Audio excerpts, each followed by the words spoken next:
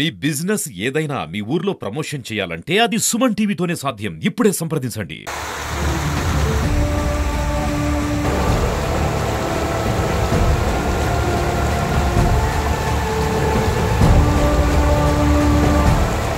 Welcome to Suman TV.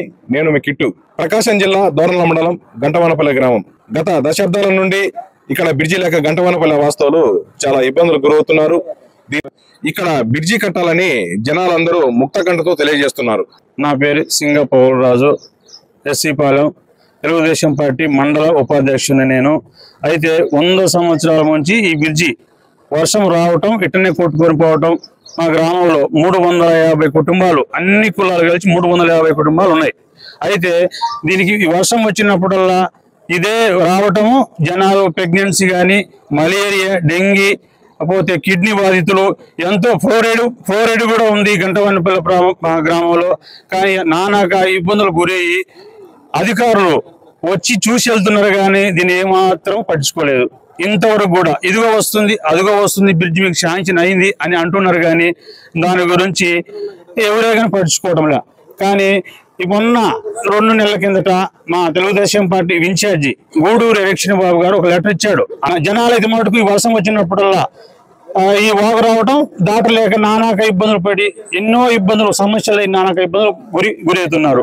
మన media మిత్రులందరికీ కూడా నా యొక్క ధన్యవాదాలు. ఎందుకంటే ఇక్కడికి విచ్చేసినటువంటి మన పోలీస్ వారికి, ఎంఆర్ఓ, మన రెవెన్యూ తరఫున వచ్చినటువంటి పట్టుబడులకి, ఇంకా చాలా మంది వచ్చినటువంటి ఇక్కడ గ్రామ ప్రజలందరికీ కూడా ఈ మీడియాను వీక్షించిన వాళ్ళకి కూడా పేరు పేరును కూడా మా గంటవానిపల్లె గ్రామ ప్రజల యొక్క ఆవేదనతో మీ అందరికీ కూడా ధన్యవాదాలు తెలుపుతున్నాం. ముందుగా ఇక్కడ మేము ఇదివరకే జస్ట్ లాస్ట్ ఒక వన్ వీక్ బ్యాక్ ఇదే గంటవానిపల్లె చెరువు, వాగు, పారంబోకు మొత్తం కూడా బహిర్గతంగా పడి బ్రిడ్జి పూర్తిగా శూన్యమైపోయింది. మాకు ఆ రోజు 3-4 గర్భిణీ స్త్రీలు, చిన్నపిల్లలు, బడికి రావడానికి, స్కూల్కి రావడానికి టీచర్స్, వ్యాపారం చేసుకునేటటువంటి రైతుల కాడ కొనుగోలు చేసే పత్తి వ్యాపారస్తులు, తర్వాత రాలిపోవడానికి ట్రాన్స్పోర్ట్ వాహనాలు, ఇవన్నీ కూడా మాకు ఈ గంటవానిపల్లెకు మెయిన్ కారణం ఏంటంటే మాకు చెరువు ఉంది. చెరువు ఉండటం వల్ల మా గంటవానిపల్లెలో రైతులు ఎప్పటికప్పుడు పొలాలు పండించుకొని కష్టపడి ఎంతో పైకి వచ్చేవాళ్ళు మా రైతులు. కాకుంటే ఇలాంటి టైంలో మాకు గంటవానిపల్లె బ్రిడ్జి వల్ల ఎన్నో ఆటంకాలు, రాత్రిపూట పాములు, తేళ్లు ఈ వానలకు, వర్షాలకు ఇళ్లలోకి వచ్చి కుడుతున్నా కూడా బయటకు తీసుకొచ్చుకొని హాస్పిటల్కి వెళ్దామంటే చాలా ఘోరమైన పరిస్థితి. ఆ రోజు కూడా మా గ్రామస్తులు, రైతులందరూ కూడా కలిసికట్టుగా రాబట్టి మేము రాళ్ళు వేసుకొని ఈ మధ్య 4 రోజులు నడవడం జరిగింది. మళ్ళీ ఈ రోజు రాత్రి, మొన్న 2 రోజులు కురిసిన భారీ వర్షానికి మళ్ళీ కొట్టుకుపోయింది. ఈ రోజు ఇలాంటి సమస్యలతో మేము ఎంతకాలం అని మా గంటవాని ప్రజలు భయపడుతూ ఉండాలి. మా గంటవాని ప్రజలు అభివృద్ధి కాకూడదా? మా గంటవానిపల్లి ప్రజలకు ఆటంకాలు వస్తూనే ఉండాలా?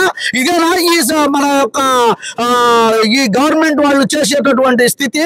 తర్వాత గవర్నమెంట్ వాస్తవానికి అయితే చాలా పథకాలు, మంచి గౌరవమైన పథకాలు, అందరికీ ఆనందయోగ్యమైనటువంటి పథకాలు, అందరికీ కూడా చాలా బాధ్యతాయుతంగా పోయిన గత ప్రభుత్వంలో ఇబ్బందులు ఉన్నప్పటికీ కూడా ఆ ఇబ్బందులను పక్కన దోసేసి మంచిగా పరిపాలన సాగిస్తున్న మన గవర్నమెంట్ ఈ విషయాన్ని కూడా ఆలోచించమని దయచేసి మన ప్రభుత్వం ఎప్పుడైనా కూడా ఈ పథకాలను కూడా చూసుకుంటూ మా గంటవానిపల్లి ప్రజలకు కూడా ఈ బ్రిడ్జిని శాంక్షన్ చేసి వీలైనంత తొందరగా మాకు సరైన న్యాయం చేసి, అందరూ కూడా స్కూల్ టీచర్స్ అందరికీ ఇబ్బంది అవుతుంది కాబట్టి దయచేసి గమనించి త్వరగా వితిన్ 1 or 2 months లో ఈ కంప్లీట్ చేసి మాకు బ్రిడ్జి న్యాయం చేయగలరని చెప్పి మీ మీడియా ముఖంగా నేను కోరుకుంటున్నాను. మీ అందరికీ కూడా థ్యాంక్స్. ఈ మీడియా వాళ్ళు కూడా దయచేసి మా యొక్క వీడియోను గవర్నమెంట్కు, తదనంతరం అధికారులకు చేరవేసే వరకు ఇది మీరు పంపించగలరని ప్రార్థిస్తున్నాను. ప్రతి ఒక్కళ్ళకు, పోలీసు వాళ్ళకి, ఎంఆర్ఓ వాళ్ళకు, రెవెన్యూ వాళ్ళకు అందరికీ పని పడుతుంది. వాళ్ళు డ్యూటీలు పోగొట్టుకొని ఇక్కడ డ్యూటీలు చేయాల్సిన పరిస్థితి కాబట్టి గమనించగలరని ముఖ్యంగా ప్రార్థిస్తున్నాను. Thank you.